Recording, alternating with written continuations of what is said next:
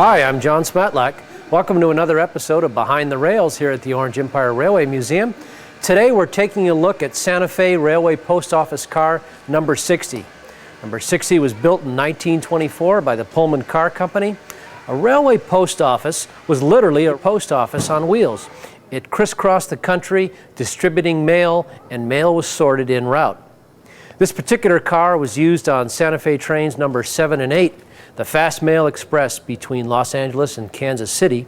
It came to the museum after the last railway post office service was discontinued in the 1960s.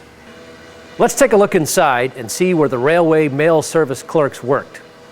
Come on inside, we'll take a look at the interior. One of the first things that we'll notice about the railway post office car is that there are no steps like on a regular passenger car to walk up. Instead, we have to climb up that ladder on the outside and push the door open. Also, take a look at the end door. It's locked from the inside. Even the conductor on the train couldn't come into the railway post office car. It was the exclusive domain of the railway mail clerks. Inside the car, you've got everything from a place to go to the bathroom down there in the corner to the real working area, which is right here. This is the main sorting area. All these pigeonholes were designated for particular spots on a route. Railway post office cars worked along specific routes, and the guys that were crewing them, and there were about 12 guys working at once in a car like this, they were trained on a particular route and they were tested on a route for accuracy. We have to remember also that this is all in the days before there were zip codes on anything. So these folks had to learn these locations, and they had to be very accurate as they were working because the train was moving and there wasn't time for a redo. One of the interesting things that we can see here is the way that they bundled up the mail. As they got things sorted into groups, they bundled it with this twine. This particular device is for wearing on your thumb and cutting the twine as you make up the mail bundles.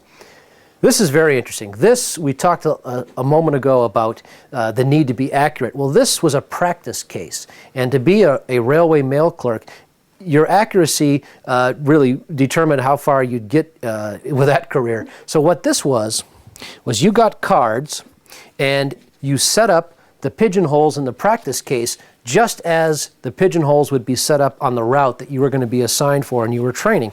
And you sat at home and you practiced putting the practice cards into the assigned pigeonholes, and then you could check yourself for accuracy.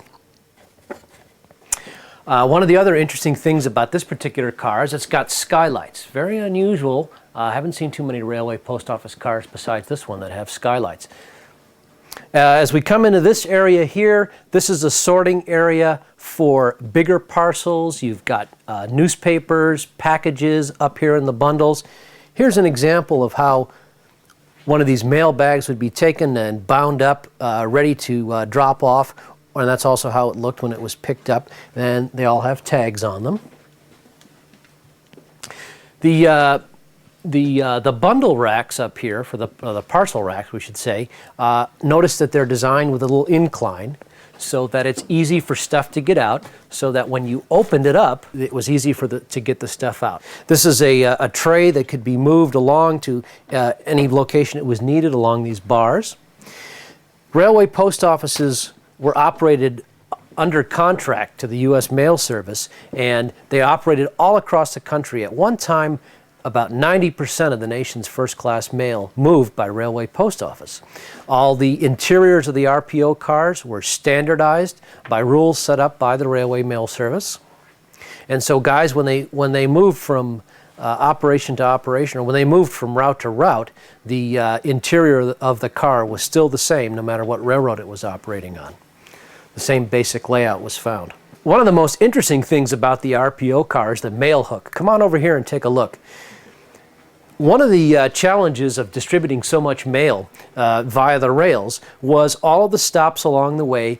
If you had to stop at every particular station, that would really consume a lot of time. So what the RPO service did was, at locations where the train didn't stop, they set up the ability to still bring mail on board and get mail off at that stop. The mail hook was the key to making this happen.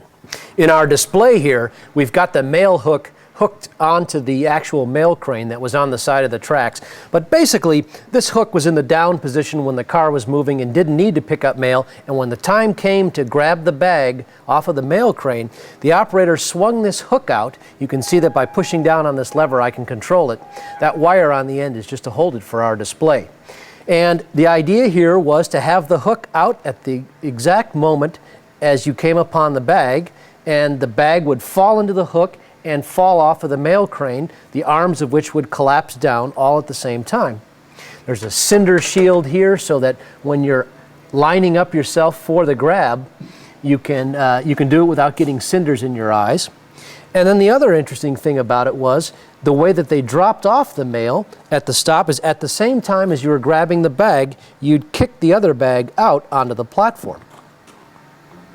Thanks for joining us today here at the Orange Empire Railway Museum and Behind the Rails. Check out our website for more videos and more information about the museum, including how you can become a member and help us preserve Southern California's railway history. I've got to sort the mail, so goodbye for now.